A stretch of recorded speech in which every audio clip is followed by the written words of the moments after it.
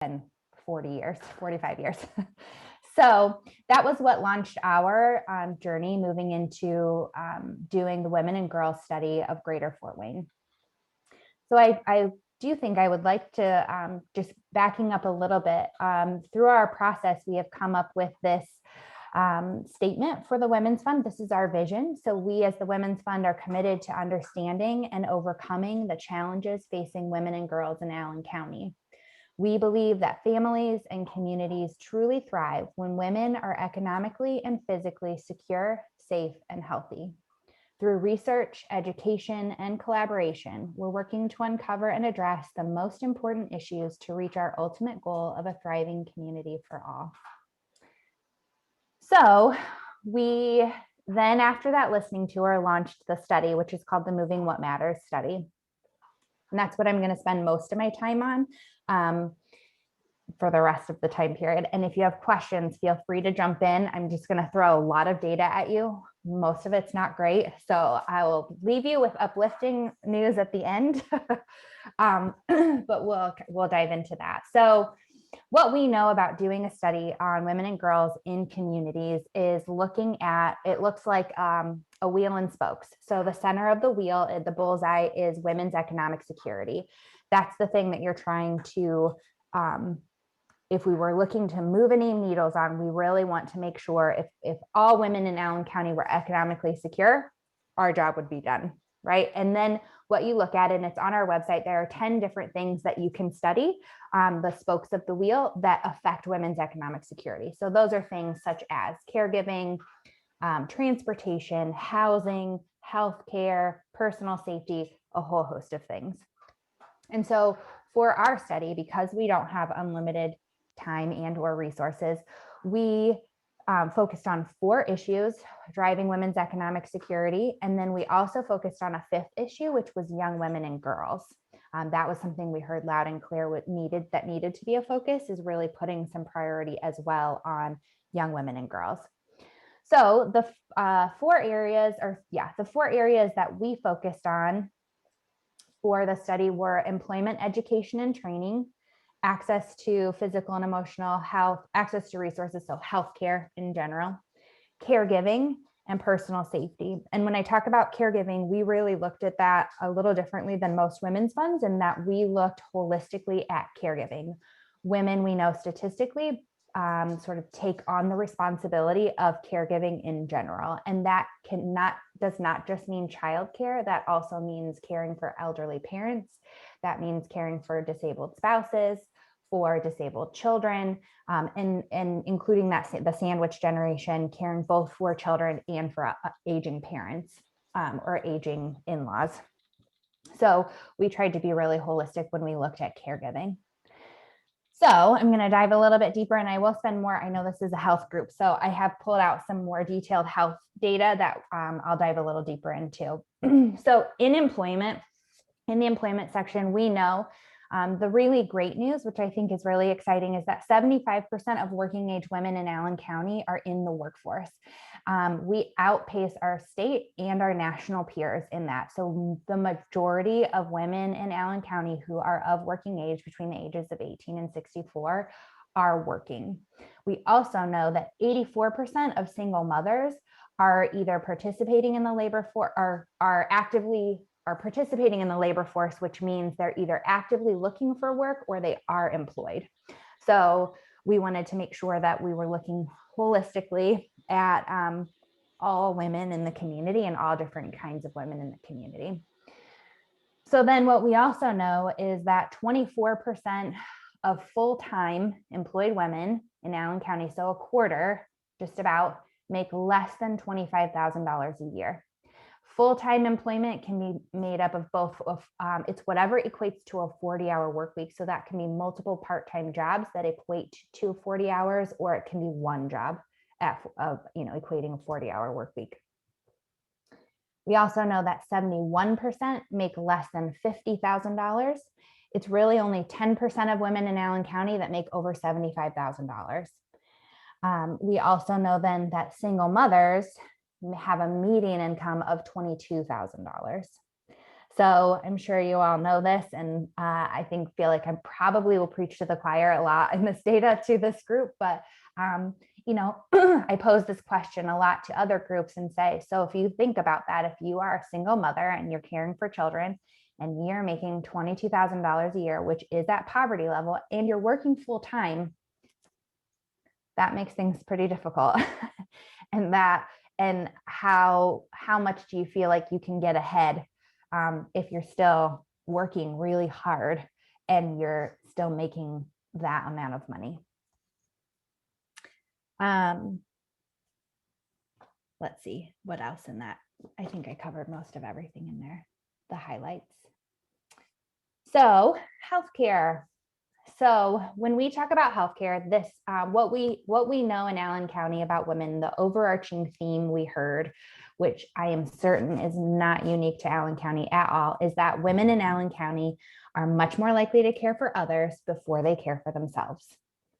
So we know that when it comes to their own personal health, women in Allen County are obviously on the slide, cardiovascular disease is the leading cause of death in women. We are very on par with men in Allen County in terms of our cause of death and the rates at which we die from cardiovascular disease. We also lag our state and national peers in preventative healthcare. So we are behind the state in pap smears and the nation, and we are behind the state and nation in mammograms. So we know that in Allen County, 25% of women did not get a pap smear in the last 3 years, and that's compared to 20% of the national average. And then we know that 40%, almost half of women did not get mammograms in the last 2 years, and that's compared to 28% of our national peers. So and you can see this, we have the executive summary, which is kind of what I'm going through right now. We also have the full report, on the website, and all of this data is in that full report. You can kind of dive really deep into that. So, and that you can access at any time. So we know that cancer rates, or rates of cancer in Allen County are fairly low compared to the national average for women, but we know that when and if you get cancer in Allen County as a woman, you are more likely to die because of that lack of preventative care, because you have not caught it early enough. And so that's sort of that, looking at, I ask a lot of questions in this. So the question can be asked, why is that? Why are women not doing more of that preventative care? Are there barriers? What are those barriers? And how can we change that? How can we shift that culturally? We also know that, so when we talk about insurance, most women in Allen County are insured through health insurance. So you can see at the graph on the big report, there was a big drop when the Affordable Care Act came into play in terms of the uninsured. And then there was an even bigger drop when the state of Indiana did the Medicaid expansion program. So most women in Allen County are insured. However, we do know that 26% of women did not access healthcare because of cost. So just to give a little background on the study, we both looked at quantitative and qualitative data. We did not only pulling data as much as we could that was county relevant that already exists, but we also did a countywide survey. It was a statistically significant, I always have trouble saying that word, survey where we actually oversampled in the urban and the rural zip codes. So when we are looking, we talk a lot about making sure we're representing all of Allen County. And Allen County is a very diverse county, because we have not only a very urban population, a very suburban population, we also have a very rural population. And because we have just a large footprint.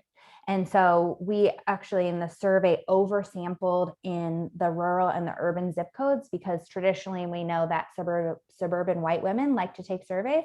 And so we wanted to make sure that we were getting all of the data comprehensively from across the county, not just getting it from one section of the county. So, so let's see a little bit more about insurance to dive a little bit deeper into that. We know that one of the issues, I don't know if this is an issue, it might be an issue. One of the things we noticed and recognized, I would say, observed in the study, especially coming out of the survey, is that while 26% of women did not access healthcare because of cost, 30% don't know anything about their healthcare. So they don't know their out-of-pocket expense. There's confusion on what a deductible is versus what out-of-pocket is. So that could be related to many women may get their insurance from their spouse's employer, and so they just are not knowing or knowledgeable about or haven't educated themselves on how that works or what all of those things mean. So I'll let you kind of do whatever you want with that data, but it's just an interesting observation. We know that 35% of women listed their out-of-pocket expenses to be between $1,400 and $6,000. So although most women are insured, the access to healthcare barriers and out-of-pocket expenses could be because they have high deductible plans, because they aren't sure of what costs are. There's a perception that there are higher costs for things like preventative care. So just different sort of barriers or things to think about in that realm of the healthcare sphere. One of the things that we had heard, so in each of these categories, we also convened a lot of people in the community who are working in these fields to help inform the data.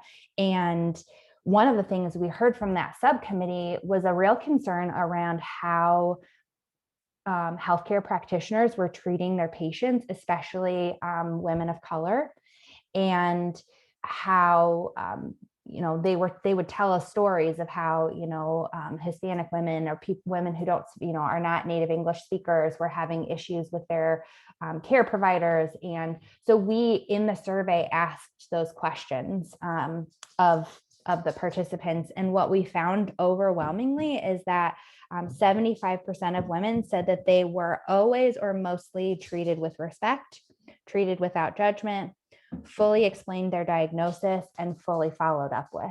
So this was surprising to us. Most women in Allen County are reporting that they are treated well by their healthcare provider. And those responses held true across age, across race, and across ethnicity.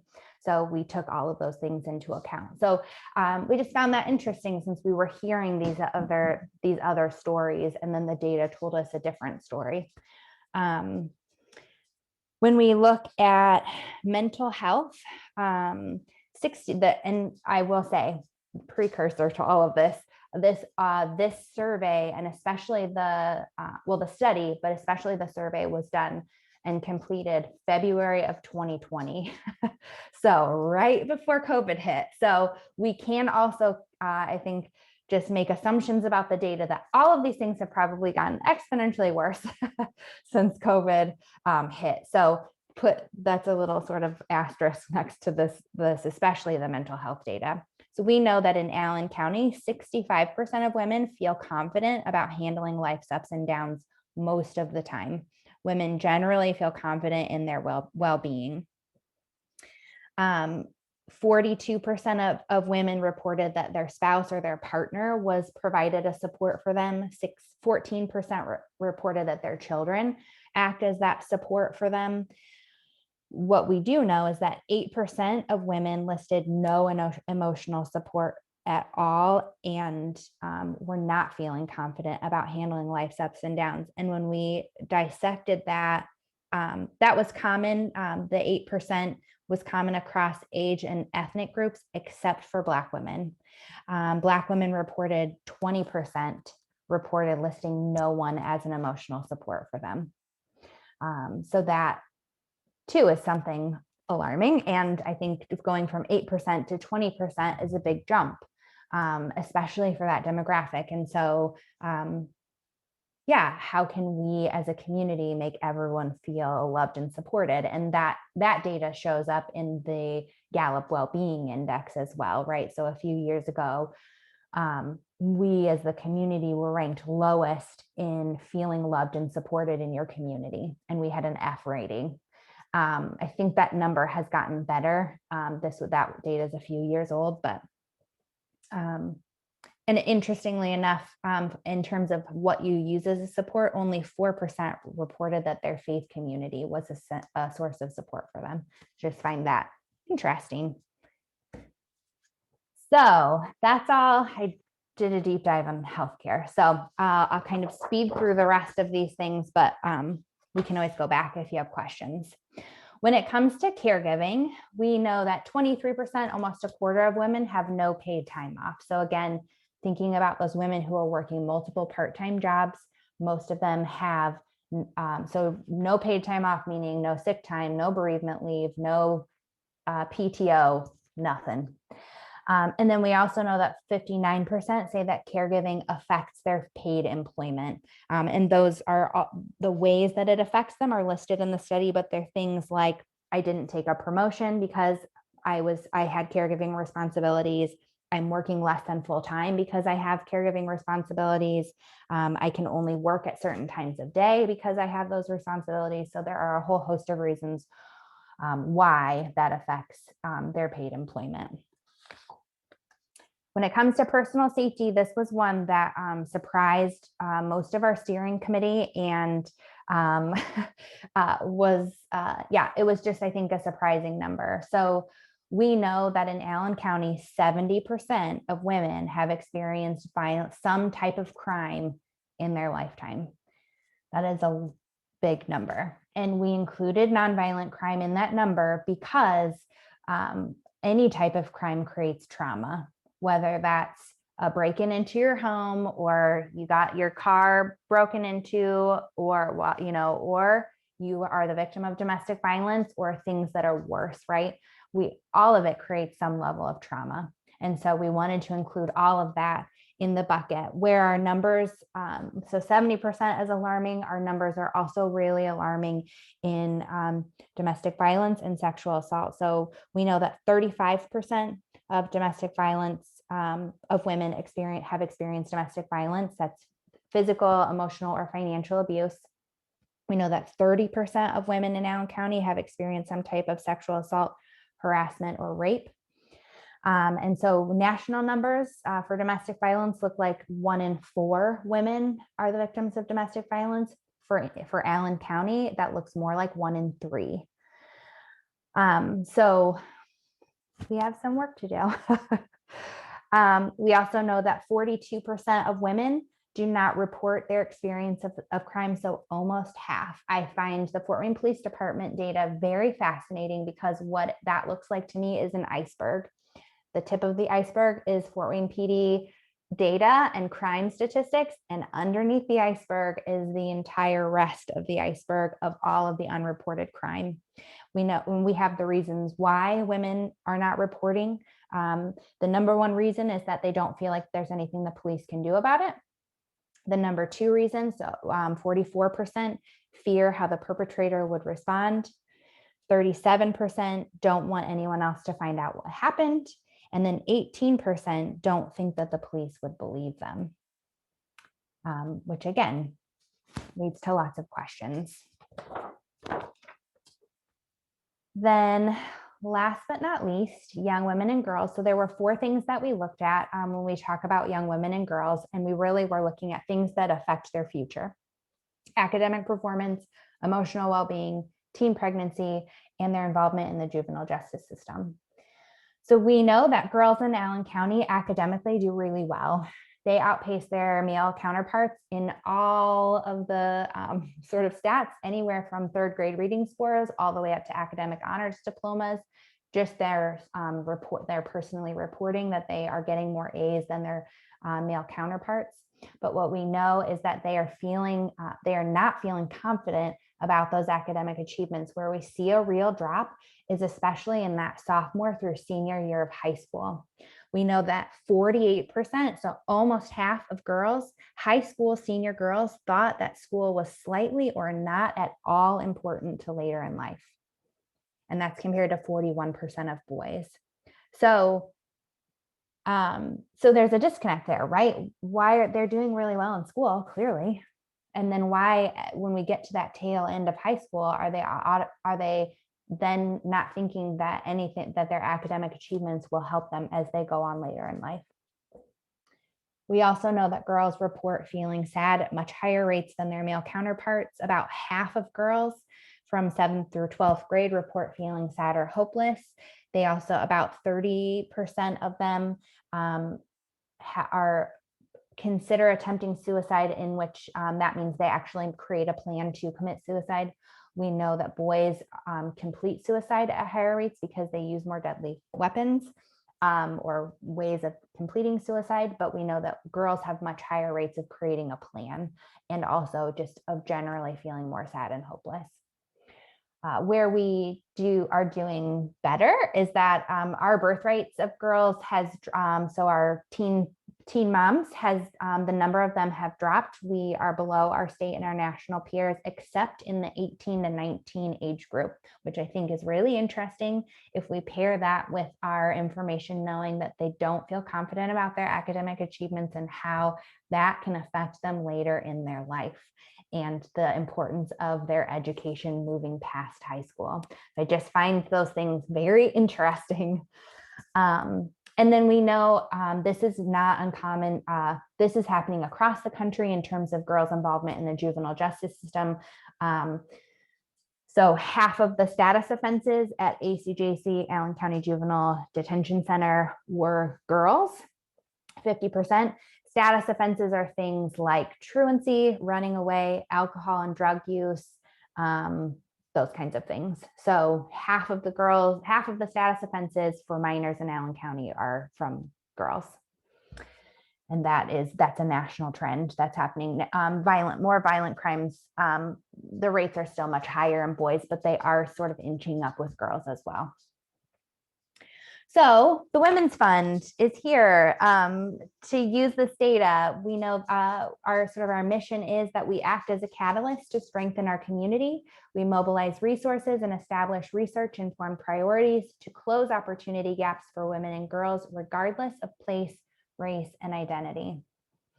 So we knew we didn't have unlimited time and resources, and we were very transparent about that throughout the study process, saying, hey, this is all of this is important, but we will not have the ability to focus on all of it as a fund. And so as a fund, we went through a long strategic planning process, and using the data, we determined that for now, at least, the Women's Fund will focus on economic equity, specifically on employment, personal safety, and young women and girls. And the ways that will help make impact in that work is through research, education, and advocacy. So it's a little bit different than some women's funds, in that many women's funds really have a focus on grant making. And our steering committee was very focused on the fact that they really wanted to see that deeper level systems change, and to do that work takes a little bit more. While we know that many organizations are doing very wonderful work and it's very hard work, a lot of times they don't have the resources or the time to be able to dive really deep and understand what the underlying issues are for the populations that they're serving, to really start to help move the needle. And a lot of times that revolves around public policy. So for instance, we've been working with a group called Women for Change. They are a women's advocacy organization out of Indianapolis. So they are giving us great state data on what's happening in terms of legislation and change that needs to happen within that legislation. We know that when it comes to, for instance, when it comes to personal safety, Indiana does not have a right to consent law, which means that unless you are physically bruised when you are sexually assaulted, the prosecuting attorney cannot do anything about it, even if there is evidence of bodily fluids, because there is no proof that you didn't consent to that So if you got the date rape drug and you were sexually assaulted, the prosecuting attorney can't actually prosecute for that in the state of Indiana. And then pair that with knowing that Indiana is 4th highest in the nation for sexual assault of high school girls. So, right. So there is lots of things that should be changed. And if the Women's Fund really wants to take a look at those deeper level issues and the deeper sort of legislation and things that are behind those issues, that hopefully we can help influence and help make a change on. So some of the things we're working on right now, we're working on a toolkit and strategies for employers on really focused on attracting and retaining their low wage workforce. And this is in partnership with Cincinnati's Women's Fund. The reason we say low wage workforce is that we frame it for the employer in terms of, if you don't know your retention rate, you are hemorrhaging money if you're consistently with your low wage employees kind of going around the hamster wheel in hiring and letting go and rehiring. What we know is that disproportionately those low wage employees are women and people of color. So if we can help employers and give them the tools to retain their talent and retain those low wage employees, then we can help everybody in the end. That's the hope, at least.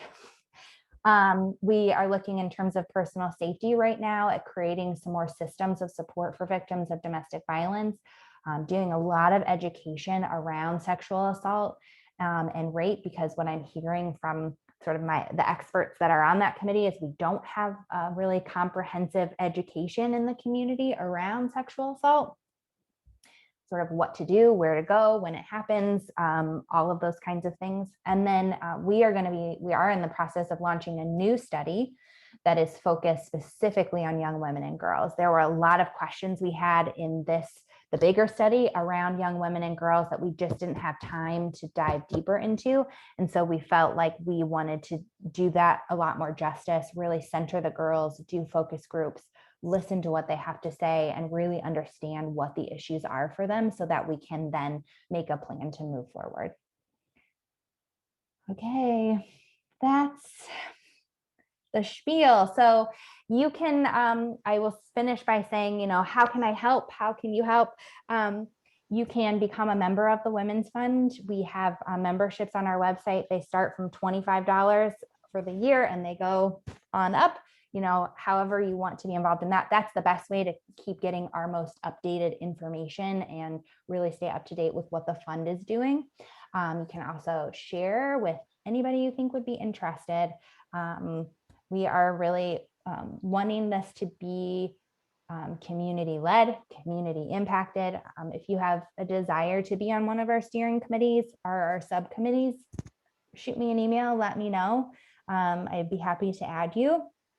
And there's a lot we can do. There's a lot that we're doing, but there's so much more that we can do. And our hope with this study is even in the areas that we as the Women's Fund are not giving specific focus to right now, like healthcare, that just by giving this group and other groups the data, now we have relevant data, right? So now you all can take that data and in your respective roles, and you can take that and carry that water and do something about that as well. So that was the hope, is that we could share that data community-wide as well.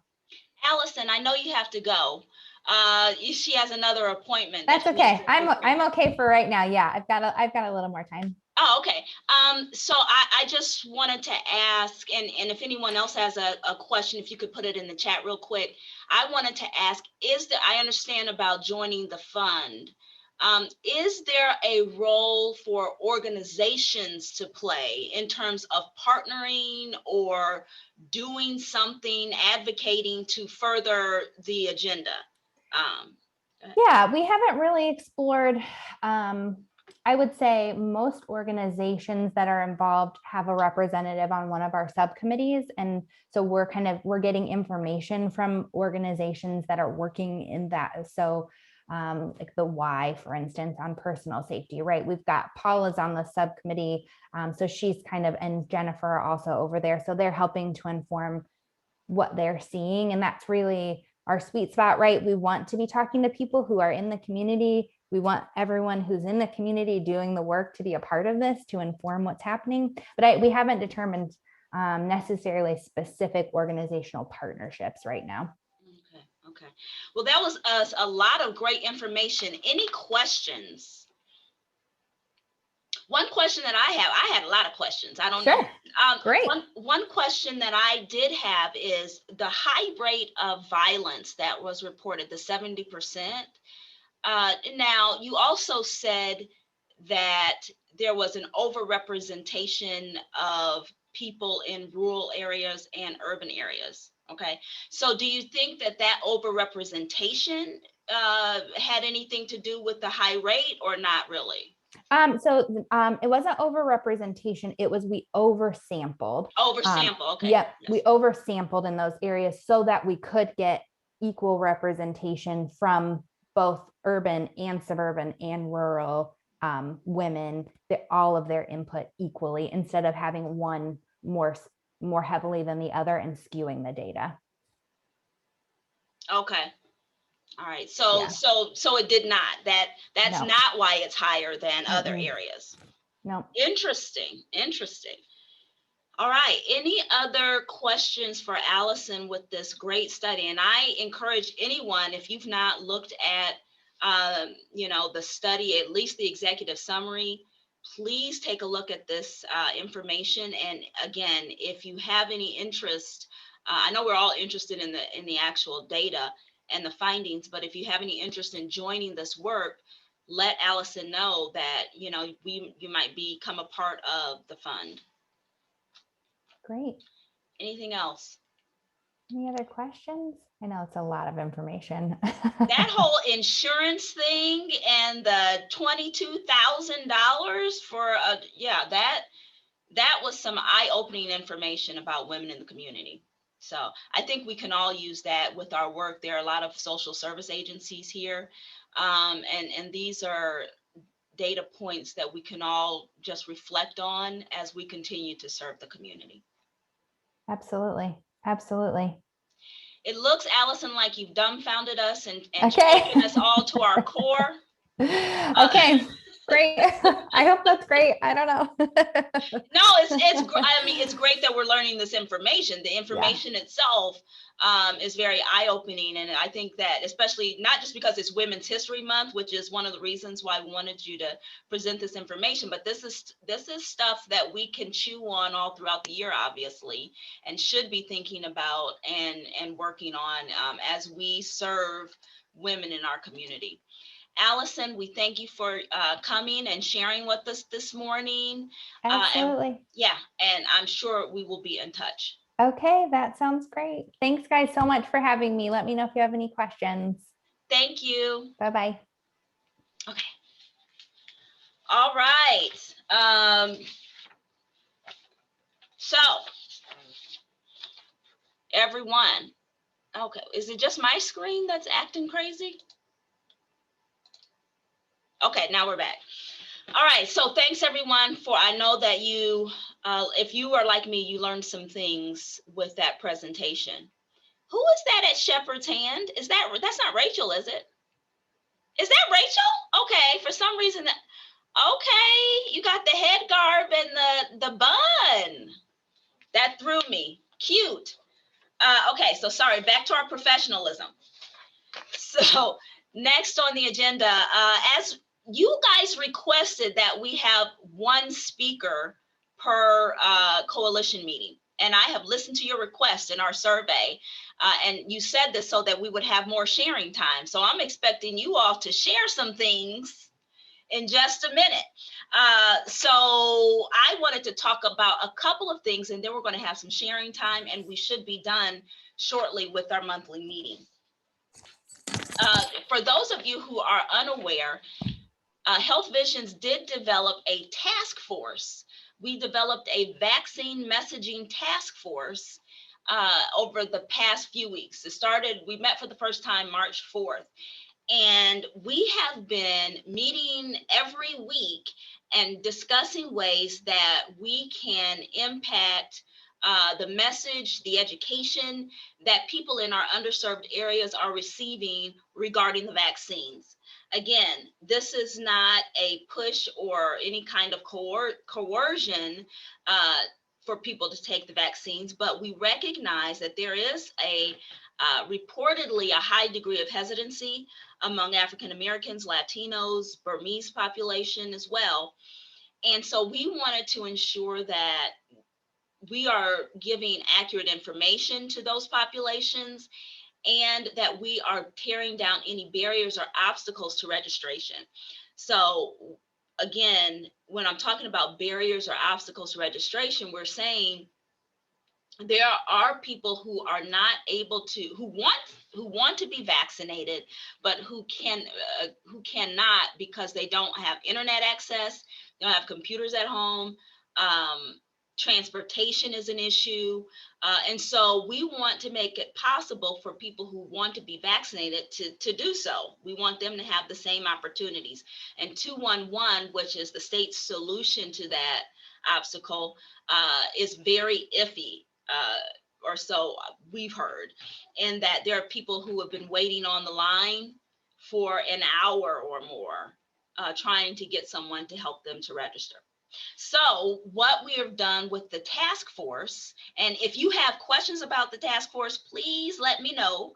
If you want to participate in the task force, please let me know. What we have done is we have been able to gather, to assemble representatives from more than 20 organizations here locally. Neighborhood Health, Wayne Township Trustee, church organizations, some of the pastoral organizations in the community have come on board. Amani Family Services, Language Services Network, Catholic Charities, all of them have had some representation on the task force. And what we came up with is Vaccine Registration Week. So we are going to, so we are in the midst now of organizing Vaccine Registration Week, which is April 10th through the 17th. April 10th through the 17th. And what's going to happen during that week is we are going to have places, locations throughout the Southeast area where people can go and be registered. They can receive help with registration. So there will be volunteers on hand that will register for them. So it's April 10th through the 17th. So that Saturday, there will be someone helping people register, for instance, at Community Harvest Food Bank. Okay. That Sunday, there will be registration tables set up at various churches in the African American community, and hopefully with the Hispanic community as well. So the churches, True Love Baptist Church, Come As You Are Community Church. I'm drawing a blank on some of the other churches, but some churches are involved and they're going to do this. We even have a sponsor who's going to give away pizzas for people who are going to come and register or whatnot. That Monday, we will be at the Wayne Township Trustee's office, where there will be a food distribution giveaway as well as registration. Tuesday, Associated Churches will offer the service. So what we are planning to do is we will be creating a list of places where people will be on hand to help people register, okay, during vaccine registration week. And then we will release that list, and hopefully people will say, oh, okay, I've been wanting to register. This has been a hindrance. I can go, and a volunteer will help me to register. Are there any questions about that? I see a couple questions in the chat. I don't know what is going on with my recording thing here. CTN recently also got a grant where they are they're going to use Uber as well. So CTN is going to use Uber to take people back and forth as well.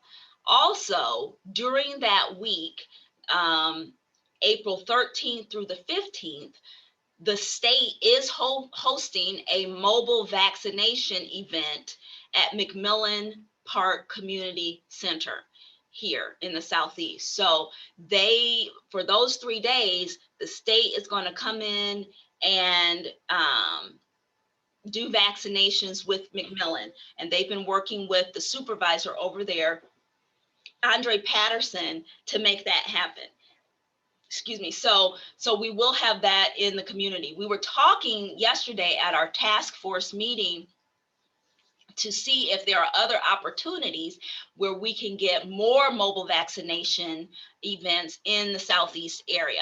And so we're looking at that because in our view, there's not enough there's not enough doses that are being given to our community to accommodate people who actually do want to be vaccinated. And so we're looking at, asking the state, hey, give us more of these smaller vaccination events where the state comes in and helps to do this.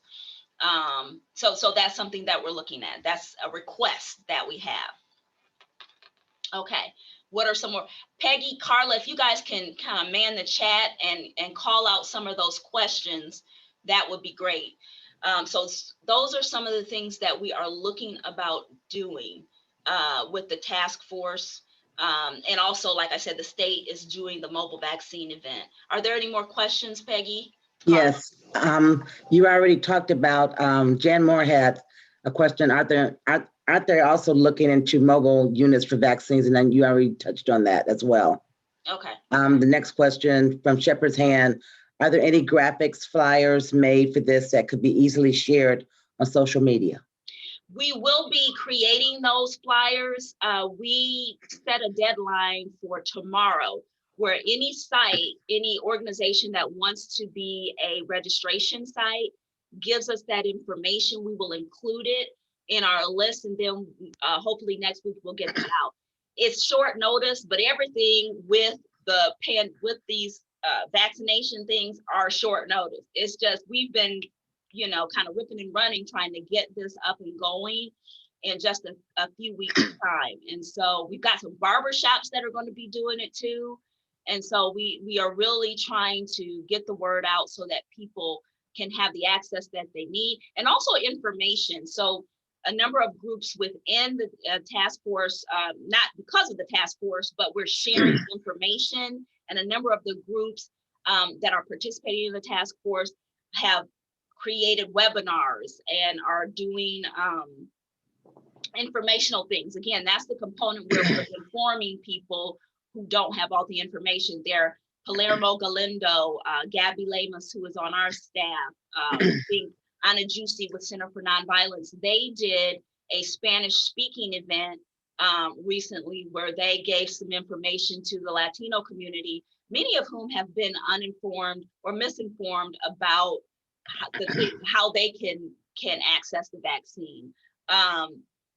Phyllis Bragg and her nurses sorority on Tuesday hosted an event that engaged pastors and doctors about vaccination, and the Center for Nonviolence, Elka Jackson, one of their groups within that organization is hosting an event tonight. Carla, are you off the top of your head, do you remember their event? No, I don't. I'm sorry. Okay. It's an event coming on later this evening. I think it's a Zoom event. It's a virtual event where they're going to be talking about African Americans and incorporating some information about the vaccines. Any other questions? Yes. Michelle from CareSource, she has a comment. If they are on CareSource Medicaid, they can use their transportation benefits to be able to get to a vaccine site and then back home. They would just call member services on their insurance card to schedule. Okay, so that's good information to know. So if they're with CareSource and you have clients who don't appear to have transportation, you can let them know that information. Anything else? Dr. Ruby King has, what about community sites for the vaccines? Yes, we would love to have community sites. The question is the state giving us the vaccines for the community sites. So Neighborhood Health is talking about working with the local church as a possible site. But again, the issue is getting the doses from the state, getting that allocation from the state in order to be able to do that. Anything else? That's pretty much it. There's no more questions. All right, so very quickly, if you guys can read your newsletter and you'll learn about another thing that's going on with our coalition. We are changing the name. We did a survey a couple of months ago. And so the new name for the coalition is Allen County Health Equity Coalition. So we changed one letter, one word.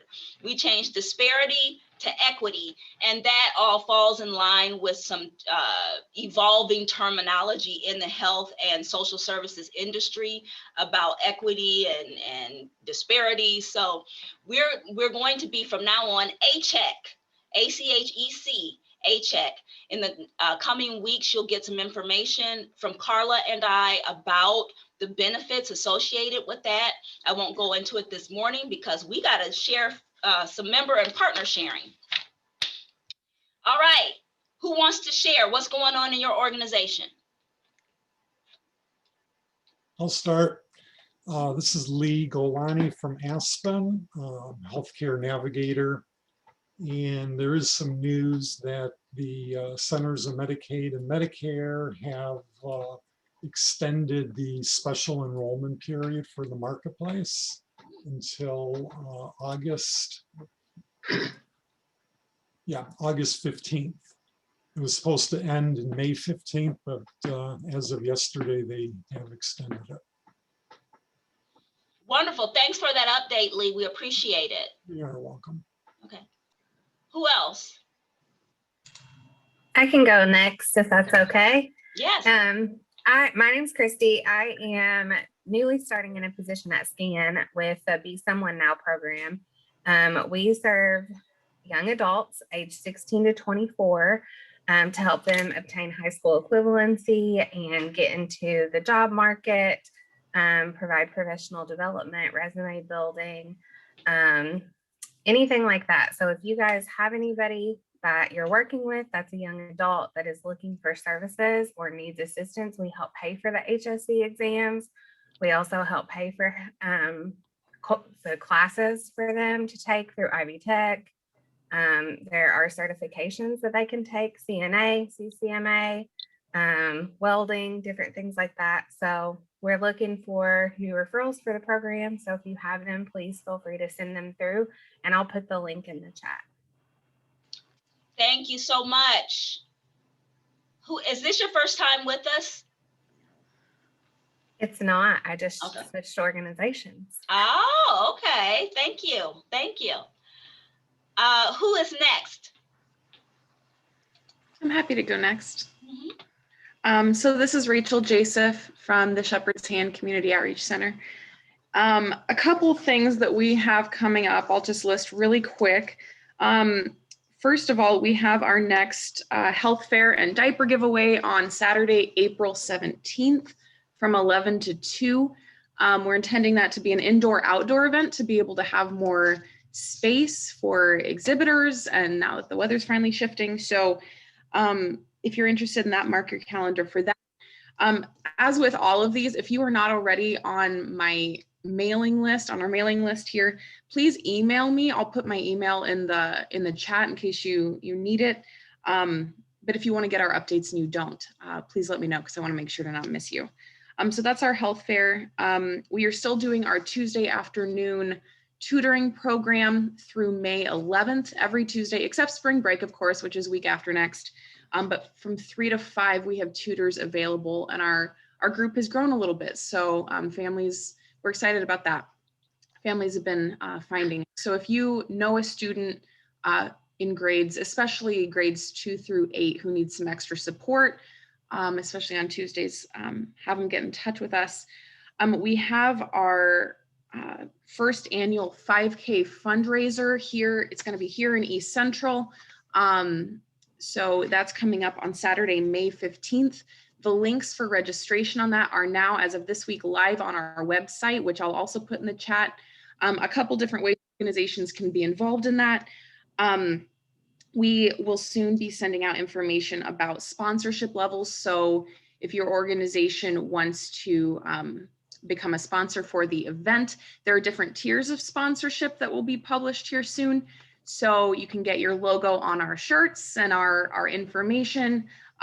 Depending on the level, have an exhibit table perhaps at the event. So if you want more information about that, please get in touch with me. We're also looking for volunteers, and of course, if you're a walker or a runner, I'm not a runner, I'm a walker, you can participate or sponsor a slot, so that we are also trying to get community and family participation, so that cost is not prohibitive. It's a $20 entrance fee. So if you want to sponsor a walker or a runner who may want to participate but doesn't have the personal funds to be able to do that, you can also participate that way. The funds will, of course, support our organization as a whole, but specifically we're working to raise funds for a basketball court here in our community for the neighborhood kids. So that's coming up on May 15th. And then I will just put one more thing. I know I've been talking a while. By the next meeting, we will, I think, have public news about who our new director will be. I will be serving here through the end of May, but we will have a new director soon. So again, I'll put my information in the link. Thanks for your attention. Thank you so much. Rachel, anyone else? I can go. My name is Justin Tobias. I'm the director of the Northeast Indiana Area Health Education Center. And we are supporting 2 summer camps in the Fort Wayne area this summer, one at the University of St. Francis and the other at the Indiana University School of Medicine. I'm going to put some information in the chat so you can contact me, and I can get you in contact with those camps if you have any interest. Thank you, Justin. This is Justin's first time, everybody. So kind of just give him like a virtual clap for joining us. Thank you. Thank you so much, Justin, for being here today. Hey, everybody, I did find the information on the event that I mentioned, the Fort Wayne Center for Nonviolence. This is tonight, and it is at from 6 to 7:30. They have a panel where they will be discussing, it's their first family meeting of the 2021 series, Honoring and Empowering African American Lives in Fort Wayne. It promises to be a robust discussion. And on the panel, they have medical and mental health professionals, community health workers, and COVID survivors who will address the personal and collective challenges that Black people face at the intersection of the COVID-19 pandemic and Black mental wellness. So these are the kinds of things that we like to share, the information that we want to share in the community. And so I entreat you to log on to the Center for Nonviolence Facebook page for more information about that. Again, it is tonight from 6 to 7:30. Our own Diana Jackson, who's a very active member in the coalition, is on that panel, as well as some others in the community. Anything else? Okay, I see some things in the chat. Peggy, I'm assuming we're all good on addressing those issues or those statements and comments. If you have not seen what's in the chat, again, I don't have a chance to kind of look at it and read all through it, but click on that, see what's going on. If no one else has anything to say, we're gonna head on out and let you get to work. Okay. Well, thank you everyone for joining us today. Again, if you want some more information about that task force, if your organization would like to be a host site for registration during Vaccine Registration Week, April 10th through the 17th, please let us know. You have a wonderful afternoon. Thank you. Bye. Bye. Bye, Dr. Kane. Bye, Denise. Okay. Bye, Denise. Great Bye, meeting. Paula. Oh, Bye. there's Paula. Okay. Yes, I've been eavesdropping. Uh-oh. Yeah, we know. Uh-oh. Bye. Hi, Peggy. Hi, Jan. Hi, Deb. Okay, I'm cutting off now.